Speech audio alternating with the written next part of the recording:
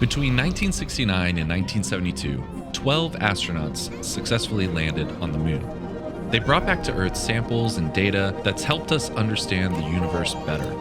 But what did they leave behind there on the moon? In addition to their footprints and some equipment like the lunar rover, some astronauts left a more unique mark on the moon. In 1971, during the Apollo 14 mission, NASA astronaut Alan Shepard brought a golf club, a modified Wilson 6-iron. He hit 2 golf balls around the surface of the moon, and they're still there today. During the Apollo 16 mission, astronaut Charles Duke brought a photograph of him and his family. The photo is framed and signed by Duke and tucked in a plastic sleeve and left on the surface of the moon.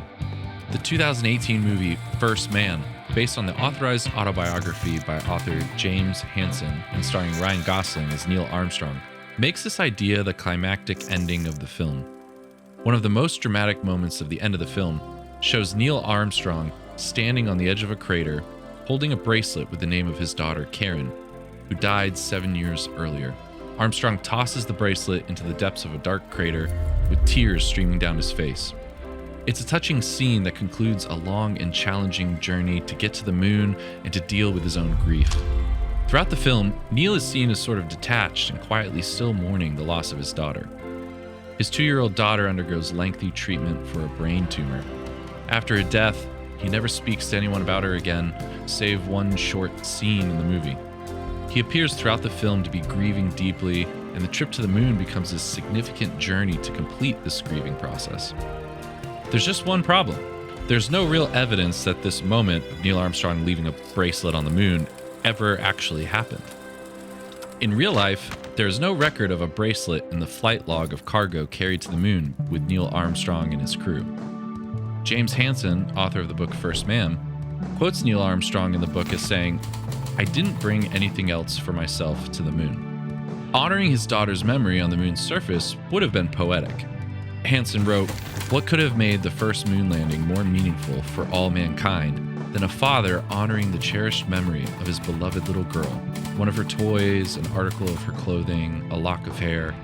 The wish that Armstrong brought some sort of memento with him is what gave screenwriter Josh Singer the idea to write the bracelet scene. "If it weren't a hope raised by the historian, I wouldn't have included it," Singer said in an interview. This idea that Neil would have done something private to remember his daughter and bring some closure to the grief he's feeling is powerful. When you think about it, it's just stuff. It's clumps of atoms. Why would an object matter? Every day, we interact with all kinds of objects. However, we do have this curious tendency to imbue objects with significance and meaning.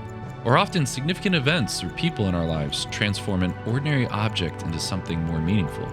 Think of your dad's favorite shirt, or your childhood blanket, or your mother's engagement ring. In the movie First Man, Neil's daughter's bracelet becomes a sign of his daughter, but also becomes something of a talisman of why he's going to the moon in the first place, and it gives him strength to keep going and finally complete his grieving process. The bracelet becomes something that gives him motivation and strength.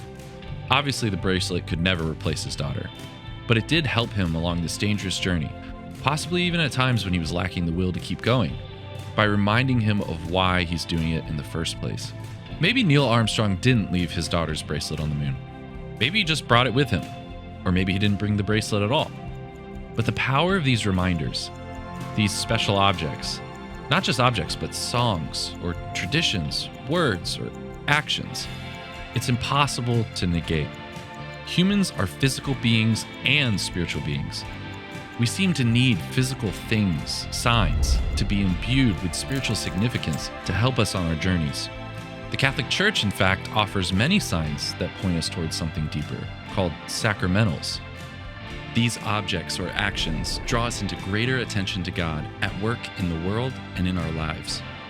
So what mementos do you have in your life? What mementos do you surround yourself with? And what are they reminding, pushing, and motivating you towards? This is the Catechism of the Catholic Church. It's the official summary written by the Church of everything Catholics believe. But if the contents of this catechism are unlocked, it can change the world. We believe the Catechism isn't a dry, dusty textbook. It's a gift. It's the faithful echo of a God who desires to reveal himself to us. We're creating content that's relevant, watchable, the type of content you want to share with your friends. And all of this will be free to the world and translated into multiple languages. Relationships are that way for sure. It's about getting to know someone and then trusting that person. Relaciones son así. Se trata de conocer a alguien y luego confiar en ese. Dépendait fréquemment de la foi des gens en lui et en son pouvoir. Dependia da fé das pessoas nele. Jesus também foi modelo de fé porque confiou. We're transforming the letter into a living voice for the modern world.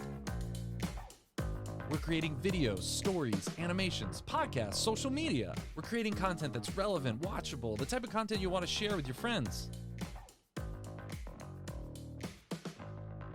To help people fall in love with the Catechism, the Church, and the heart of the Catechism, Jesus.